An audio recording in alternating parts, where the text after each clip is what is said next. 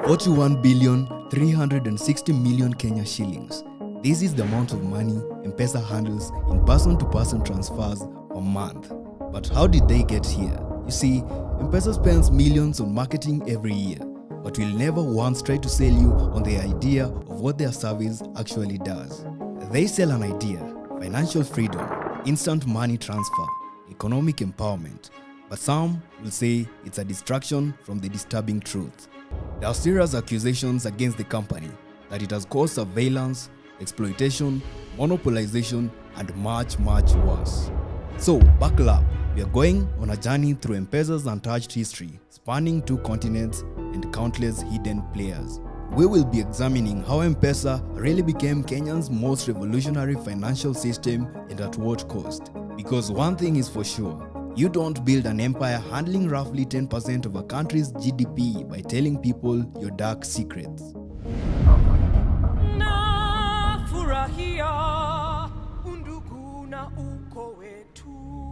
M-PESA gives you the refreshing new feeling of instant money transfer. There's nothing like the convenience of M-PESA. Back in 2004, there was a growing frustration with traditional banking in Kenya. Most Kenyans, especially in rural areas, had no access to bank accounts. The formal banking sector had failed the majority of the population. This created a massive problem for people living in urban centers who needed to send money back to their families in rural villages.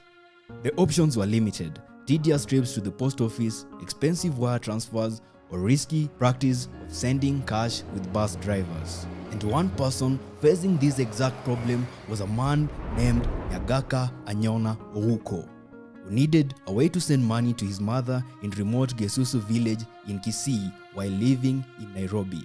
The thing is, his mother didn't have a bank account like most Kenyans at the time.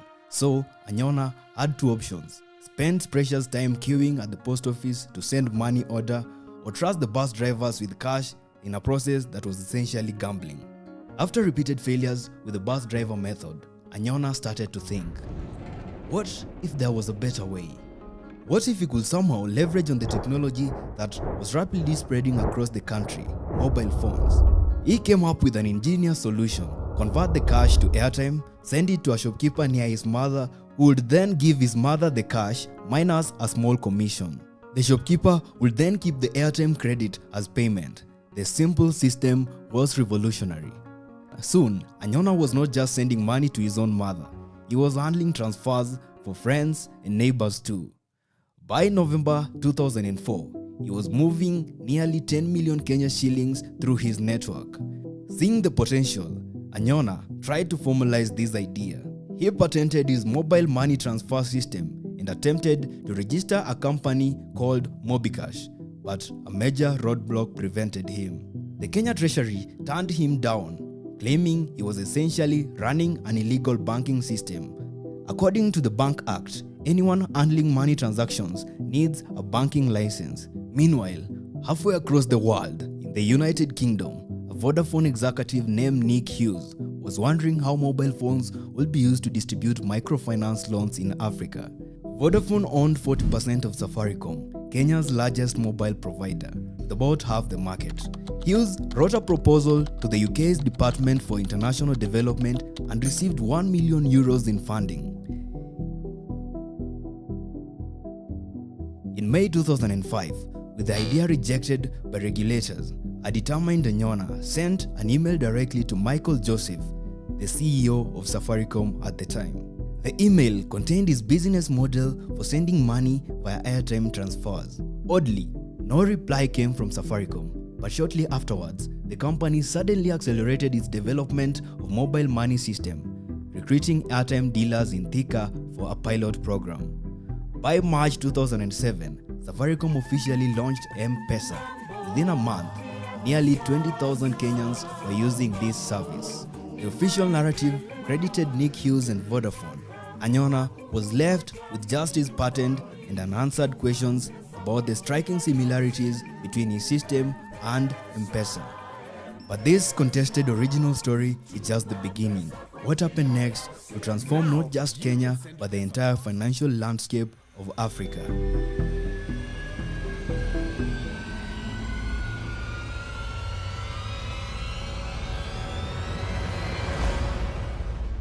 Rightly before M-PESA launched, Safaricom was primarily a mobile provider, competing with other telecommunication companies for market share.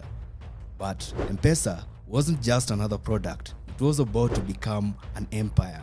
Initially, M-PESA was positioned as a way of microfinance borrowers to receive and repay loans.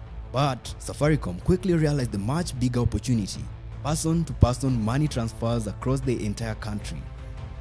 This pivot was genius. By focusing on the simple act of sending money, M-PESA addressed a massive pain point that affected nearly every Kenyan family. Within a year, M-PESA had over 2 million users. By 2010, more than 50% of Kenya's adult population was using the service. Today, it processes transactions equivalent to over half of Kenya's entire GDP. But M-PESA's rapid growth was not just about convenience. Safaricom implemented a marketing masterclass that would make even the biggest global brands jealous. First, they built a vast network of agents. Small shop owners would handle cash deposits and withdrawals. The green-branded M-PESA shops became ubiquitous across Kenya, appearing on literally every street corner in urban areas and spreading to the most remote villages. Then, they implemented a referral strategy where existing customers would show friends and families how to use the service, creating organic growth through trust networks. The advertising was equally brilliant. Rather than focusing on the technical aspect of the service, they sold emotional stories. A son in the city sending money to his mother in the village, a father paying for his daughter's school fees from hundreds of miles away. These were not just advertisements, they were mini dramas that reflected the real lives and aspirations of everyday Kenyans. M-PESA was not just selling a money transfer service, it was selling family connection, financial dignity, and progress. By 2011, M-PESA had more physical cash points than all the ATMs and bank branches in Kenya combined. It was no longer just about money service, it had become Kenya's de facto banking system. And as M-PESA grew, so did Safaricom's power. The company went from being just another telecom provider to becoming the most profitable company in East Africa, with M-PESA as its crown jewel. But there was a dark side to this spectacular growth. As M-PESA became an essential infrastructure, Safaricom gained unprecedented power over Kenya's entire economy. And like any entity with enormous power, they weren't afraid to use it.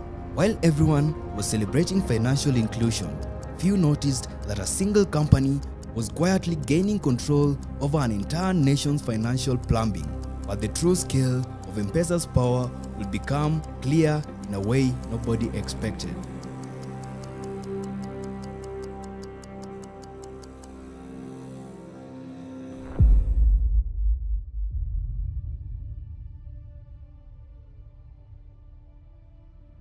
Imagine if KCB, Equity, Cooperative, Western Union, and your bank were all the same company, and they were the only real options in town. That's essentially what M-PESA became in Kenya. At its peak, Safaricom controlled over 75% of Kenya's mobile money market. This was not just market dominance, it was near complete monopoly over the essential service. With this level of control, Safaricom could essentially charge whatever fees they wanted, and they did. While the fees might seem small to the outsiders, sometimes just a few cents per transactions, they represented a significant percentage of the average transaction size in a country where most people live on just a few dollars a day. These fees generated billions in pure profit for Safaricom and its parent company Vodafone, and a significant portion flowing directly out of Kenya to foreign shareholders. But M-PESA's monopoly was not just about fees, it was about regulatory capture and a systematic lock-in. As M-PESA grew, Safaricom managed to navigate a unique regulatory space. Despite functioning essentially as a bank, holding deposits, facilitating transfers, and eventually offering loans, M-PESA was not subject to the same regulations as traditional banks. They claimed to be merely a mobile wallet service, not a bank. This regulatory arbitrage allowed them to operate in the gray zone with less oversight despite handling billions of dollars. By the time regulators caught up, M-PESA was already too big to regulate effectively. it had become systematically important to Kenya's economy, too big to fail. Attempts by competitors to enter the market were systematically crushed. Safaricom's network effects were simply too powerful. If most people you knew used M-PESA, there was little incentive to use anything else.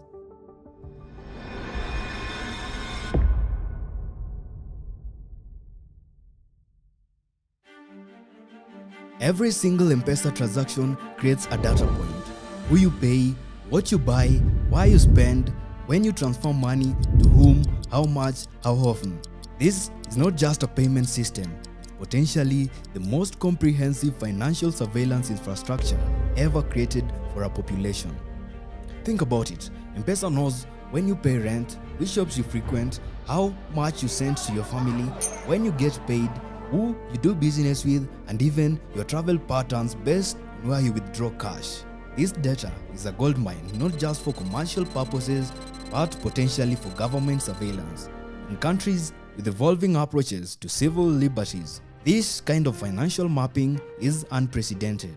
There have been credible reports that M-PESA data has been used to track political opponents, monitor activist funding, and build detailed profiles of individuals based on their spending and transfer patterns. The system knows when opposition political rallies are being organized based on unusual transfer patterns. It can identify potential protesters through their financial activity. It can map entire social and business networks through payment flows. And unlike traditional banking, which requires warrants and legal processes to access financial records, the legal protections around mobile money data are often much weaker or poorly enforced. But it's not just government surveillance that's concerning. There's also corporate surveillance. Safaricom uses this data to develop credit scoring algorithms that determine who gets access to loans and at what rates. These black box algorithms make decisions that can profoundly impact people's lives, often with little transparency or resources if you are deemed uncreditworthy. The company has expanded into lending through services like M-Shwari, using your transaction history to determine whether you qualify for a loan and how much you can borrow.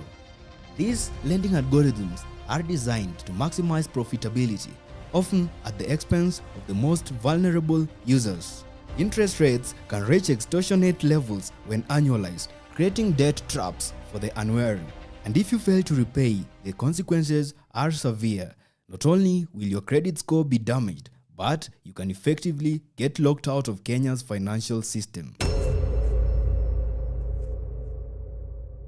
What makes this surveillance particularly insidious is that it is marked as a convenience.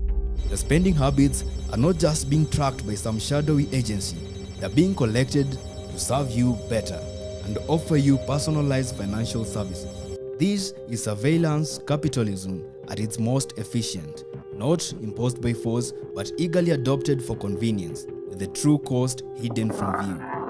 M-PESA was building this unprecedented surveillance system. It was also creating something potentially more dangerous, a prototype for the future of money itself.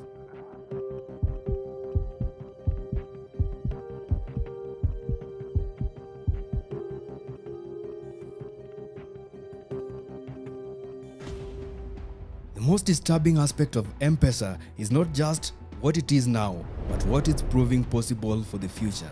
M-PESA is essentially a working prototype for central bank digital currencies, potentially programmable money systems that will give unprecedented control over how, when, and where people can spend their money. Think about it. M-PESA has created a population already comfortable with digital-only currency, already accustomed to having the transaction tracked, and already dependent on centralized systems for daily survival. It is the perfect social experiment for what will become the ultimate form of financial control, running in real time across millions of users who never consented to being the test case. Central banks worldwide are closely studying M-PESA's success as they develop their own digital currencies.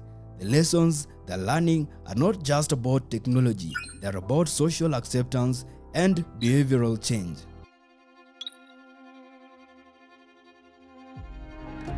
What makes M-PESA particularly valuable as a prototype is that it succeeded in a challenging environment with limited infrastructure. If it works in rural Kenya, it can work anywhere. But there is a crucial difference between M-PESA and potential CBDCs. While M-PESA is run by a company with certain profit motives, CBDCs will be controlled directly by governments with potentially different objectives. This will include abilities to freeze funds instantly without court orders, implement negative interest rates directly, set expiration dates on money to enforce spending, restrict purchases to approved vendors or categories, block transactions based on social scoring or behavior. M-PESA has shown that when a system becomes an essential infrastructure, people have little choice but to accept whatever terms are offered. The convenience factor outweighs privacy concerns almost every single time. What started as a system to help people send money home could ultimately become the blueprint for the most sophisticated financial control system in human history. And the most disturbing part, this was not the plan. No one set out to build this prototype deliberately. It emerged organically from a simple idea to solve a real problem. But now that the blueprint exists, the question is, who will use it and for what purposes?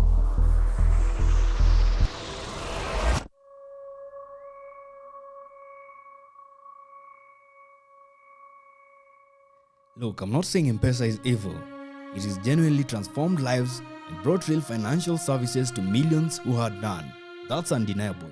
The problem is not just the technology itself, but the concentration of power it enables, the financial extraction it facilitates, and the disturbing precedents it sets for our digital future. We have to ask ourselves some uncomfortable questions. Did a Kenyan investor get erased from history? Why does a system that processes most of Kenya's GDP primarily benefit foreign shareholders? And what happens when one company controls the financial plumbing for an entire nation? And just how we can bank the unbanked, but who truly benefits when we do? And what freedoms might we be sacrificing on the altar of convenience? Because while we are celebrating financial inclusion, we might be sleepwalking into financial surveillance built on an idea that might have been stolen from the rightful creator. Somewhere in Kenya, Nyangaka Anyona holds a patent for mobile money transfer.